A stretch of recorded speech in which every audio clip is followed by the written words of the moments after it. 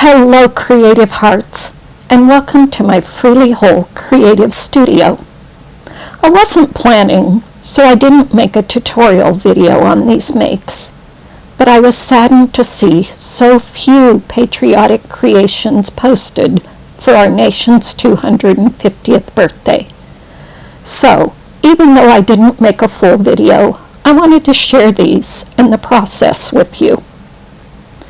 I'm Liberty, your creativity and life restoration coach from freelyWhole.com, where we're making beauty from ashes.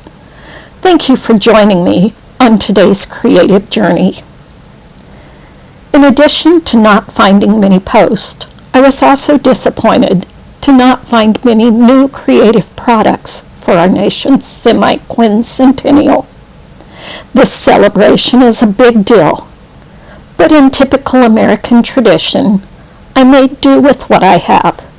So, neither of these are fully what I envisioned in my mind, and I wasn't sure where I was going with the supplies and ideas I had, but I love the results, and I hope you enjoy them too. They all used my typical mixed media techniques though, so I'll just walk you through the process. I knew I wanted a heart flag and the number 250. It took some improvising to get the heart flag. I took a heart die, masked off the upper left corner, and stenciled on the stripes.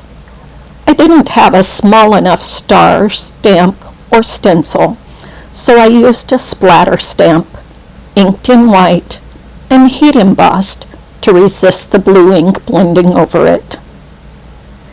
Before beginning, I had created both blue and red background papers with ink spraying, spritzing, splattering, and such, because I knew I'd need them for whatever elements I decided to use. I die cut the star banners and numbers out of those papers, and also a United States map and hearts. I experimented with various things, trying to come up with something I wanted. I stamped strips of stripes and stars, trying to line them up to create backgrounds.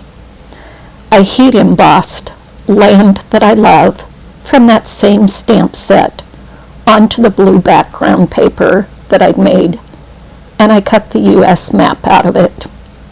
But at that point, neither of those were coming together for what I wanted. So I just continued making elements. I decided on the saying, "Let freedom ring," and ended up going to my Cricut to die cut the word freedom out of my red background, and then used alpha dies to cut the letters for let and ring out of the blue background. At this point, I had a pretty good idea for my composition, but still nothing I was happy with for the background. I didn't want stark white.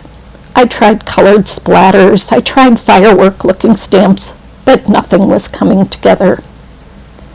So I went back to an initial idea that I had, but I didn't think was going to work for this make. I stenciled stars all across a white background. I used a very light blue ink blending, and then sparkle texture paste over them. That did the trick, and I was happy with how this decor piece came together to add to all my patriotic decorations in my home and to commemorate our 250th year. I looked over at the discarded experimental pieces I had and didn't want to waste them. The blue star stamped piece was laying across the top of the red striped piece, and thrown on top of that was the map piece. Providence. I liked that layout, but wasn't sure how I'd use it. I had a couple blue stars already cut out and a small red heart. Adding a larger white heart behind was what was needed to create a banner across the rest of the page.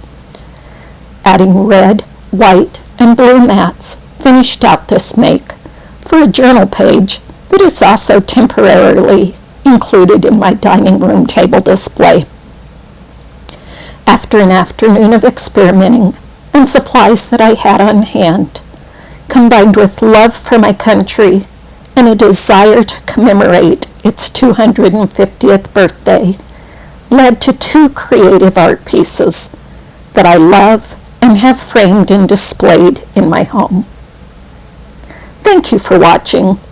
I hope that you'll help my algorithm and like, subscribe, comment, and share this video, and that you'll check out my website, freelyWhole.com, where I share far more than gets posted on YouTube.